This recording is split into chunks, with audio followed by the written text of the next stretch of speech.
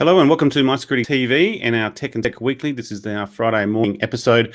My name's Chris Cubbage. I'm the editor with MySecTV Media, and today we're going to be diving into robotics and COVID-19 and the deployment of robotics in the cleaning process. So we're going to be joined by Kenichi Yoshida, the Chief Business Officer with SoftBank Robotics. He's in Tokyo. And Harold van Haltren, Chief Executive Officer with GERMii. And GERMii is an Australian company based in Perth and also in Sydney. So this is our only interview for this morning, but it's a good one from our drasticnews.com channel, our Drones and Robotics channel. Just to catch up on what we do, we cover on aerospace and space, defence and national security, cybersecurity and critical technology, and cities and infrastructure. Today we'll go for probably around that 30 to 40 minute mark. We should be streaming on YouTube, LinkedIn, and on Facebook. And also you can check out the Cybersecurity Weekly podcast where we'll be on that, and particularly the cyber-related content is there. Just to catch up on what we've got in the pipeline, on Tuesday afternoon, our Tuesday episode, we're going to look at WordPress. And they're looking at making $636 billion this year, and it's becoming an economy on its own. So we're going to be joined by Mark Randall, the country manager, and Ricky Blacker with WP Engine, and to really dive into WordPress. And we use WordPress extensively across our site. So good one to catch up on. And then the catch up from from Tuesday's episode. We looked at machine learning. IntelliCare has a $100,000 grant for their IntelliCare range. This is looking at machine learning in the home for elderly and elderly care. So that was a good one in terms of the applications of ML. And then we crossed to Melbourne with Omid Ajtermi, I've got to say his name properly, Ajtermi, who is the Chief Executive Officer with Peak Hour Urban Technologies, and looking at predicting traffic congestion within 3 hours. And they're working with the Victorian Department of Transport. And again, very interesting on the application of that particular AI. That's a self-learning AI looking at traffic speed, and they're even looking at introducing weather patterns to predict traffic congestion. Catch up on our Security Consultants Insights series at the moment, looking at the advancements and applications in high security buildings and technical design, looking particularly on the SCEC requirements and the like. This is a 4-part weekly episode, and we looked at June 1 last week. We looked at high security buildings design and considerations, and also had a session on master key locking systems, and that's sponsored by Davcor and 6Clicks, thanks to our consultant panel. And I've got to say, Mark Jarrett on that one was very impressive, just on the SCEC requirements and locking systems for that. Very interesting. And then on Tuesday next week, we've got balancing physical and cybersecurity, plus the IRAP assessments and data center security with Elliot, Tony, Andrew, and Jeff there. So you can tune in on that one, but you do need to register on our Learn Security platform. Catch up from last Friday's episode. Friday morning was the state of cybersecurity, and we crossed over to the US and looked at the ISACA annual research report. Very interesting discussion, again, particularly if you're interested in cybersecurity and a career transition. We've certainly looked at the whole of market for cybersecurity and some of the key opportunities and challenges that the market is facing. And also, we just released Endpoint of Singularity. We really had a strong AI theme in our last couple of weeks. This is how AI-driven innovations are disrupting the top right quadrant for endpoint protection, with Evan and Kelvin there from Sentinel-1. Again, very informative on the application of AI and on the endpoint protection and extended detection and protection and response there with Sentinel-1. So worth having a look. And just the last catch up with Hyperfire with Stefan and Tim there, and that's a startup out of Perth. And given that GERMii is in Perth as well, there'll be good to know that there's a Perth startup here, Hyperfire, and their Firebug intrusion detection system. Nominations have now closed, but we had about 120 nominations for our top women in security in the ASEAN region. So that's now moving into the judging phase, and we're going to sort of, I think I've flagged late July, we'll have the awards ceremony for that. And I mentioned the Cybersecurity Weekly podcast, the latest podcasts are there available. Cyber Risk Leaders Magazine, call out for contributions now. Issue number 5 is in train. So if you want to get an article in or get some exposure in the Cyber Risk Leaders Magazine, reach out to us. and that's our issue 5 July edition. And thank you to our series sponsors, IT Glue, and this is particularly for managed service providers, Secure ID, an RSA business there on their multi-factor authentication solution, is also with us, and ALC on their cybersecurity certification courses. If you're interested in any of those certifications, ALC are the ones to go to. If you want to support the channel, our Cyber War series t-shirt and merchandise range is available. That's MySecTV.shop, and that is enough from me for today in our marketplace. And so today we're going to look at robots deployed against COVID-19. So SoftBank Robotics has partnered with an Australian company, GERMii, which is a pathogen mitigation company. We're going to be joined by Kenichi Yoshida there in Tokyo. Ken, thanks for joining us. And hello. Harold van Haltren, great name, CEO with GERMii. Harold, thanks for joining us. Thank you. Thank you very much. Very good.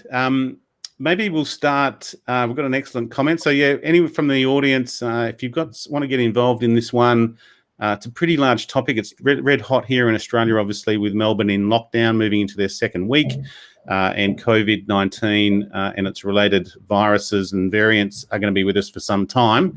Hence why this is really a really hot topic. One on robotics, which is, again, advanced technology, and then the other one is how to get rid of this virus and make our places clean. Ken, I'm going to hand over to you. Maybe introduce us to SoftBank Robotics. We had a bit of a pre-interview discussion, so there is a lot to discuss. We're not time limited either as well. But from the audience, if you've got a comment, question, please take the opportunity to ask these two who are experts in their field. Ken, SoftBank Robotics, and then we'll move into Whiz, which we can see pictured there. Sure. Hi, my name is Kenichi Yoshida, Chief Business Officer of SoftBank Robotics. SoftBank Robotics is the operating unit of the SoftBank Group, and we are the leading professional service robot company in the world, and we are providing the cleaning robot or trade delivery robot for the restaurant, logistics robot for the logistics industry. And we are collaborating with the SoftBank Vision Fund, which is the venture capital focusing on AI and robotics. And we usually jointly develop the product with the portfolio company to do the go-to-market for the vertical. And Whiz is the global #1 professional cleaning robot with the #1 market share. And we already deployed the more than 10,000 units of the Whiz worldwide. But after the COVID-19 pandemic, this is not only the cleaning issue, but also the disinfection of the COVID-19 virus. So, you know, from the last year, there are a lot of use case for the disinfection. And today met the GERMii for the disinfection add-on for the Whiz. So that's kind of the perfect match for the cleaning as well as the disinfection. Now, and SoftBank, we just mentioned, we started hearing about you sort of 2018 with a $300 million fund. What's the range of robots that you've got? And then we'll move into Whiz. So where does Whiz sort of fit into the robot portfolio? Yep. On the top of Whiz, we are providing the trade delivery robot. I mean, serving to restaurant customer. That's another use case. The other use case is the logistics robot. We invested the auto store. That is the kind of the storage robot in the warehouse. Or we invested the Berkshire Grey, which is the robot to do the piece picking for the logistics. So that kind of the robot we are handling. Nice. And this, so how long has Whiz been around? So you've been in the market for a while. It is an industrial cleaning robot, right? Yes, we launched 2 years ago. But initially it's just a clean. It's more like against COVID-19. Okay. And Harold, this is where you come into play. Maybe your background with GERMii. You're an Australian company, Perth-based. You're here in Sydney as well, though. But yeah, introduce us to GERMii, and then we'll talk about the partnership and how you two are working together. It all came about last year when we were watching the entire pandemic unfold globally, and we were in. And you may have seen the newspaper article about us. Some of our engineers were sitting around a room watching this news broadcast, and we all looked at each and said, "We can do a better job than this. Far more effective, obviously chemical-free, and be able to get it to market." So on that point, we pivoted and started developing surface and air sterilization technology, adapting what we're doing with water and some of the other areas in sterilization. We produced a range of products that went straight to market. I mean, as soon as we could make a unit, it was out the door. And then in August of last year, through the SoftBank's Australian directors and a mutual friend, asked, can we come up with a solution for robotic sterilization? They sent me a robot. We played with it for a while and brought it to market, and we're just away with it. And it's hard to describe. So you're it was termed here a pathogen cleaner. What business were you in at the time, or are you coming at from the science perspective of you knew how to kill a virus rather than just with alcohol and disinfectant? And hydrogen peroxide. Yeah, we were dealing in water sterilization for a long time, and we've been also in this space since 1992. But the pandemic has brought all of that into really, really sharp focus, and we just had to come up with a chemical-free solution. Yeah, we do a lot of work in IT, and you can't spray chemicals on keyboard servers or high-touch areas, for example, or a keypad for that matter. And the simplest and most effective solution is light. So talk us through the UV ultraviolet light and what that does. What's the sort of the distance or the strength of that light, or how long is it required for? Okay. What's the science there? The science is it's simple but complicated. I'll give you the if you can't explain it to a 6-year-old. That's good.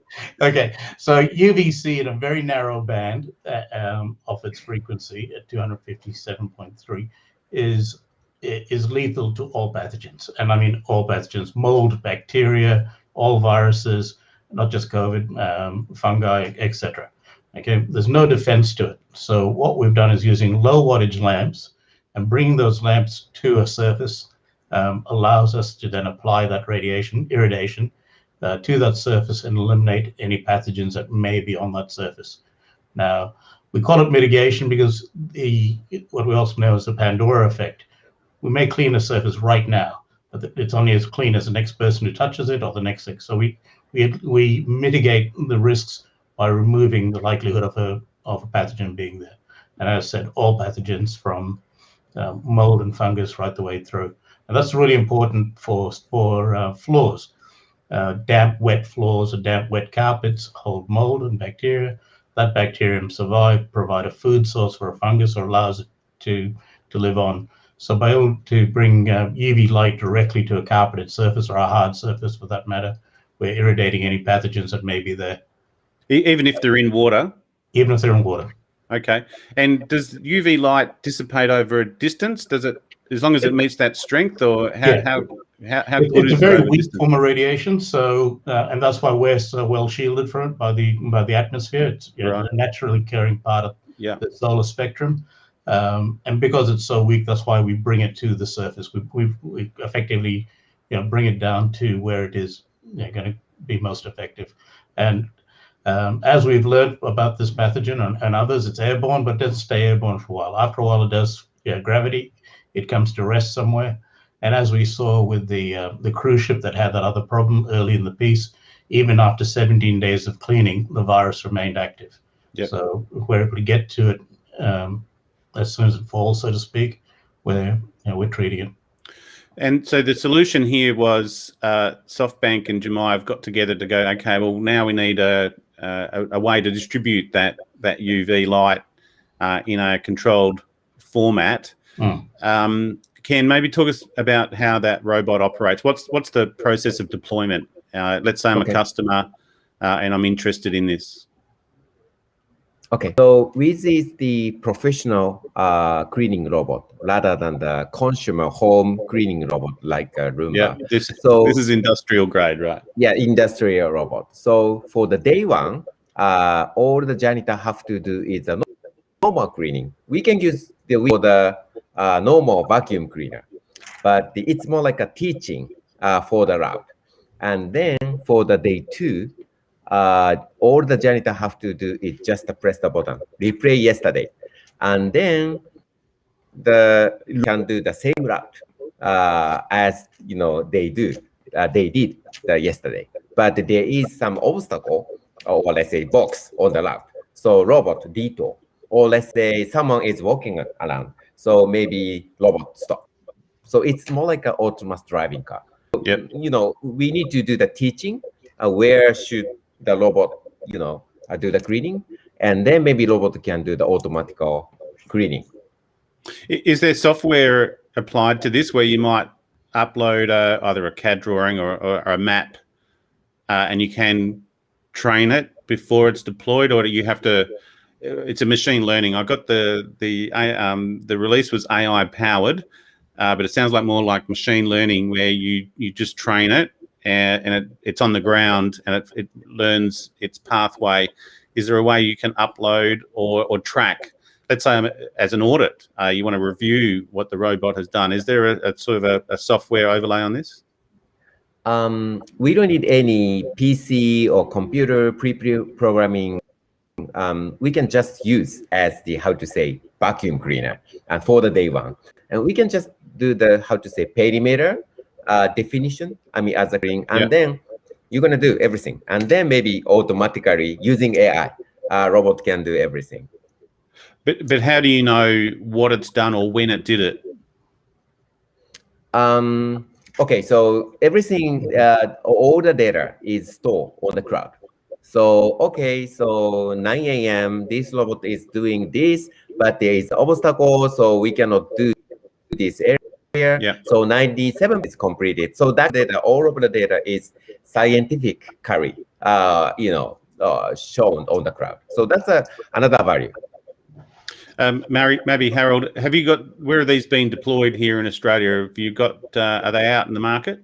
Yes, they are. And to answer Ken's question and yours, the machine stores on board exactly where it's been and what it's done, so that a manager from an audit person can then turn around and say, well, it has done that floor, it's done it effectively, but during the course of a navigation, a desk was out or a pot plant was in an area, and 1 square meter was avoided in the collision avoidance software, and it wasn't vacuumed. And that's a fantastic thing about this machine.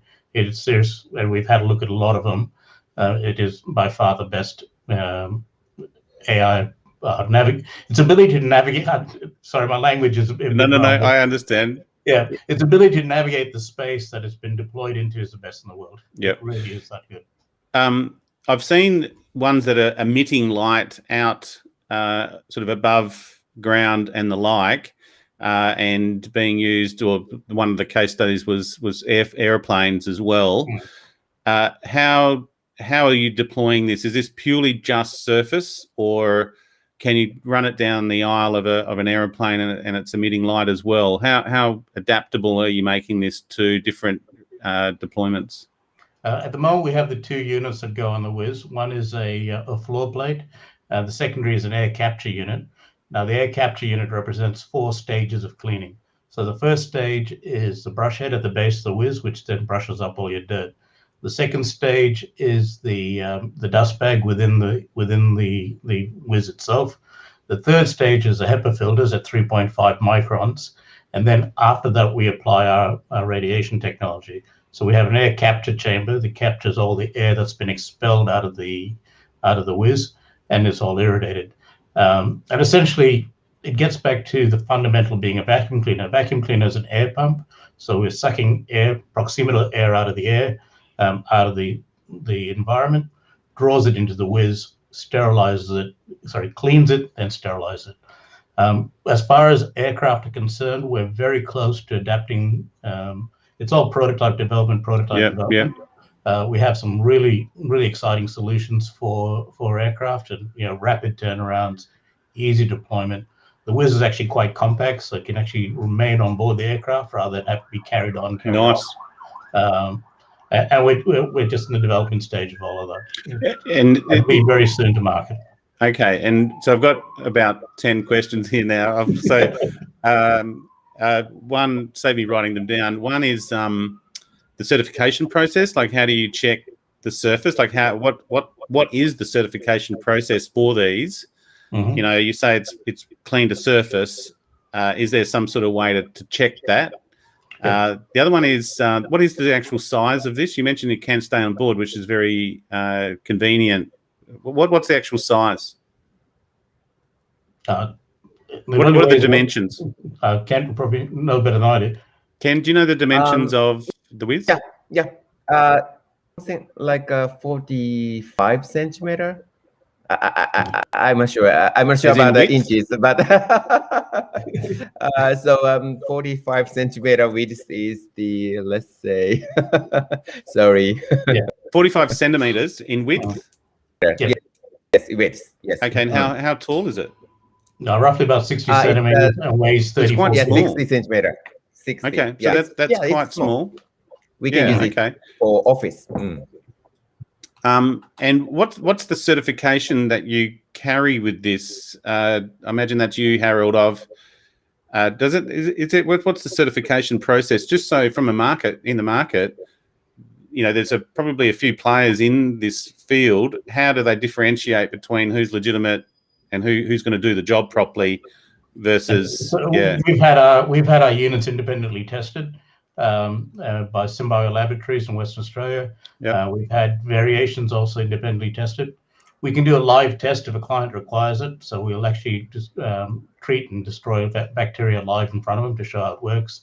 But there are a number of devices that we can use. There are dosage meters that record the amount of radiation a service has received and what pathogens are dealt with. So all your MSRAs, all your golden staph, your influenza viruses, roughly about 1,200 microjoules of energy at 1 centimeter will deal with them. And we can meter that. We can actually hold a meter up against it and say, well, here's 1,500 microjoules of energy, here's 2,000 microjoules of energy. We then go to what's called a flounce table. And from that table, we can then determine immediately, what's there and what's not there. So they come pre-calibrated, I imagine. What's the process for you to deploy it to? So where does that happen? Where does the calibration happen? I imagine SoftBank are providing the base of the robot, the sort of the basic robot process, and then you're reapplying it here and then calibrating them to deploy. Okay. Yeah, that all happens in Perth. And that all happens in Perth. Yes. Okay. What's the business model? Do you lease these out or are you selling them? Good question. We're leasing them, we're selling them, we're renting them. Anything that gets them out there effectively. We've got demand is just it's a bit intimidating, the amount of demand we've got. Well, that was my next question: is how much interest is in this? Yeah, and we're getting it out to our clients as best we can, different models for them. What we do is the calibration's the only issue, so we do an annual service fee. Right. We will take the unit back, we recalibrate it, refurbish it. So it's like a lifetime guarantee. As long as you maintain the annual service, the machine will last as long as you can do. Because I imagine they're being deployed every day for most places, and if it's relatively small, is the size a little bit of a limitation? Do you find, SoftBank, you're going back to SoftBank to say we need kind of bigger ones, or how are you finding it actually in the field in terms of what it can do and the speed that it runs as well? Because I'm thinking, okay, an airport, for example, or a hospital, these are quite large areas and these are relatively small robots, so they have to do the whole area. What speed is it running at, and can you control that? Anyone? So the machine runs for about 3 hours on a single charge, right? And covers about 1,500 square meters. So it's very, very effective. 1,500 square meters in 3 hours. Okay. Yeah. And even quite for quickly. Go, Ken. Sorry, Ken. Yeah. Yeah, sorry. Even for the very big space like airport, well, a lot of Whiz are used. In that Right. case, that we need not only the one unit One. of the Whiz, but also that the several, 5 of a Whiz, 10 unit of a Whiz. Even for the one building, basically we use, typically 7 unit of the Whiz, 10 unit of a Whiz to finish the all over the, sanitization and cleaning. So, we need many ways for the facility, but Very good. definitely there are a lot of big cleaning robots, so we can combine. Yeah. Okay.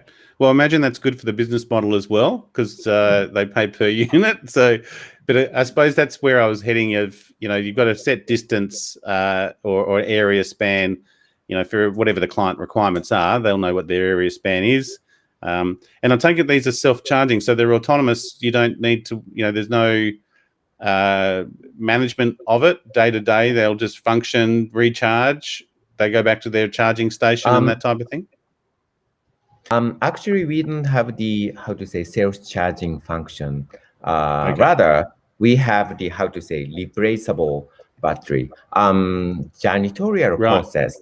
60 or 70% still we need human. For the restroom cleaning.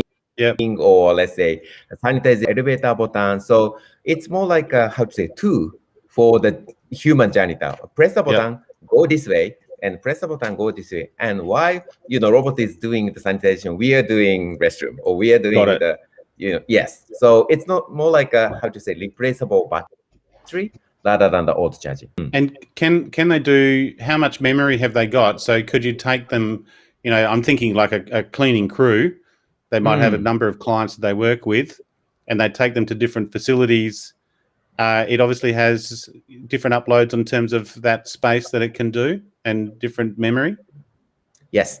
Basically, the robot can memorize a route. Okay, first floor, second floor, or let's say weekday route. So, hundreds of the, it's all, everything is stored on the cloud.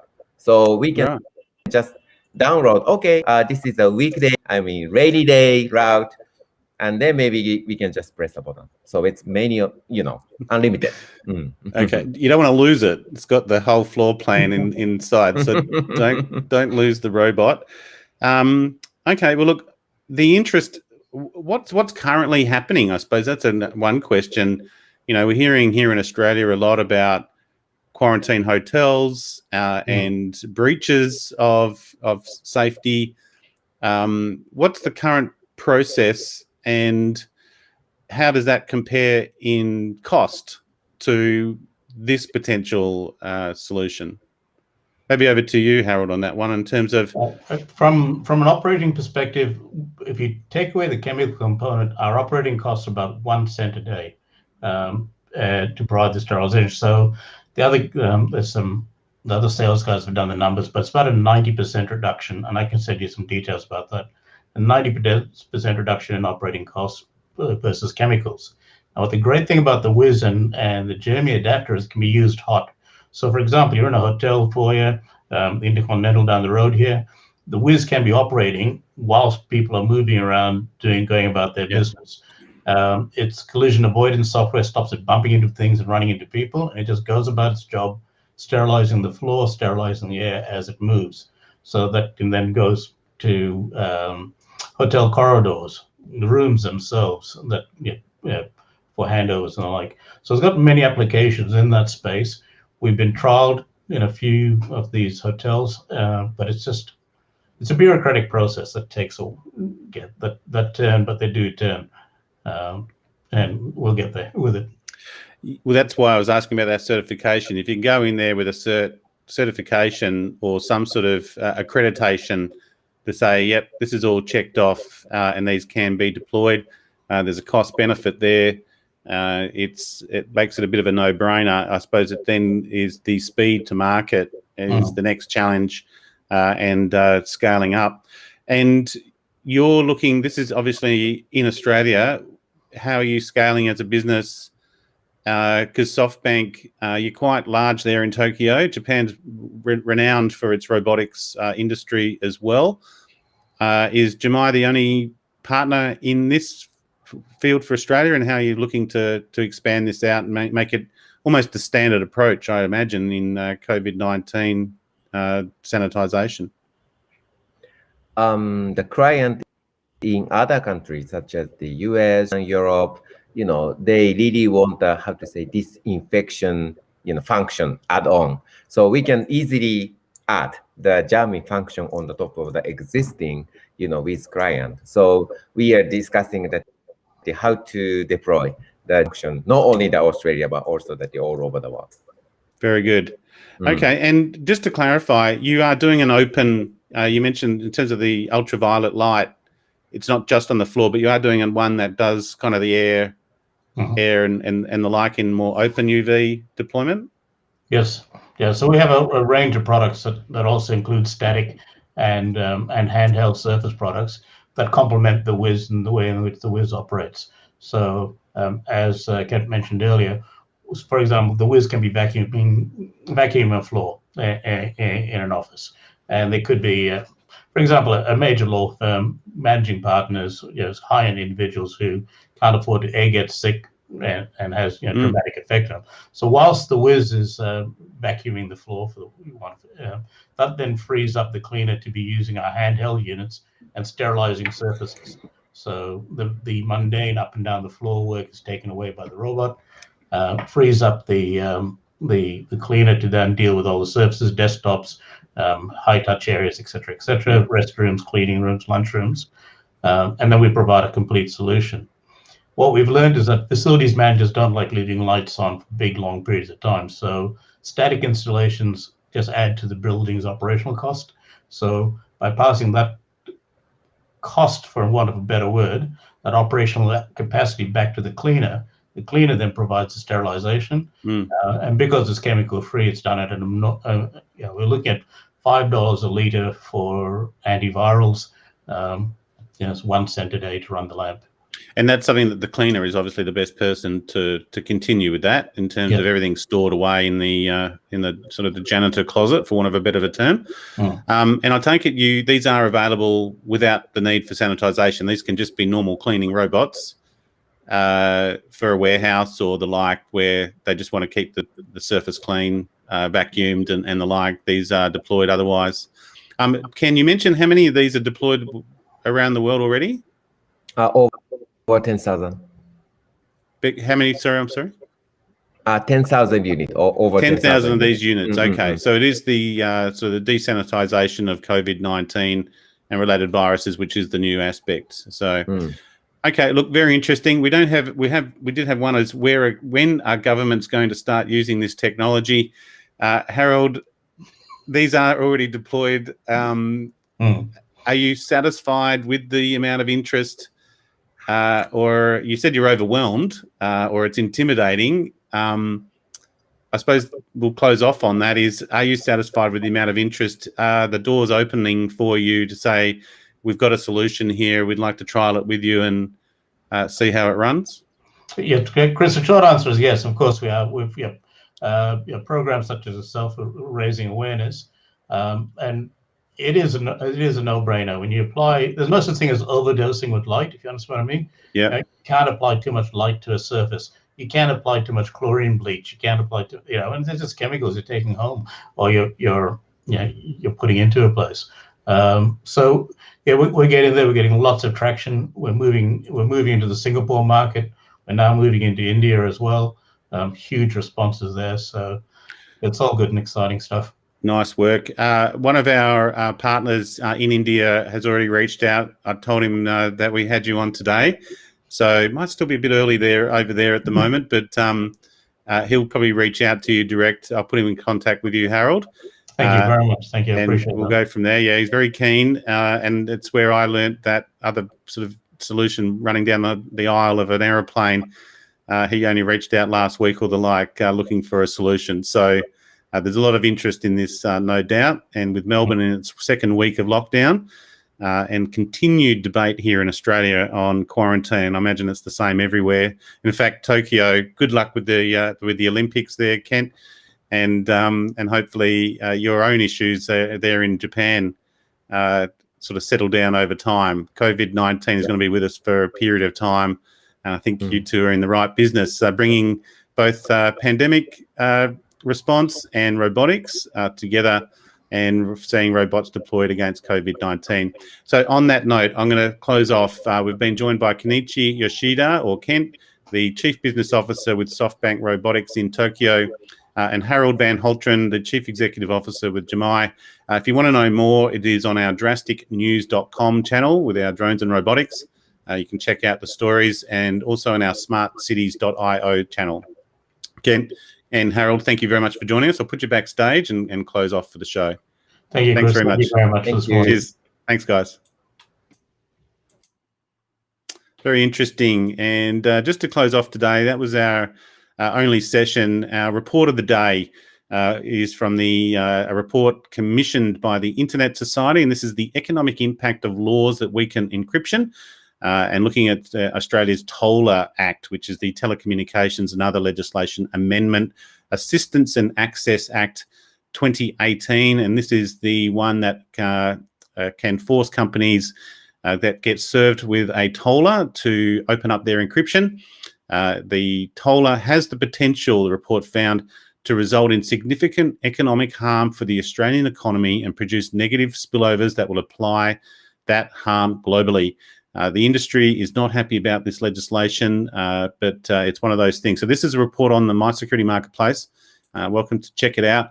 I'll just grab one of the figures out of this. For those 58 cases aware of TOLA, personally feel negative, 62%. Personally feel neutral, 16%. Personally feel positive, 10%. And no answer, 12%. So 60% felt negative on this legislation on the 58 cases that were aware of it. And I think it's that awareness that is an issue as well. So look, that's it from us on the marketplace this particular week.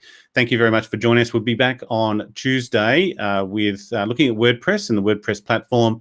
And you can also join us on Tuesday at 1 o'clock Australian Eastern Standard Time for the Security Consultant Insights series for episode 2, looking at the physical and cyber security balance. So thank you very much. Enjoy your weekend, and we'll see you next week.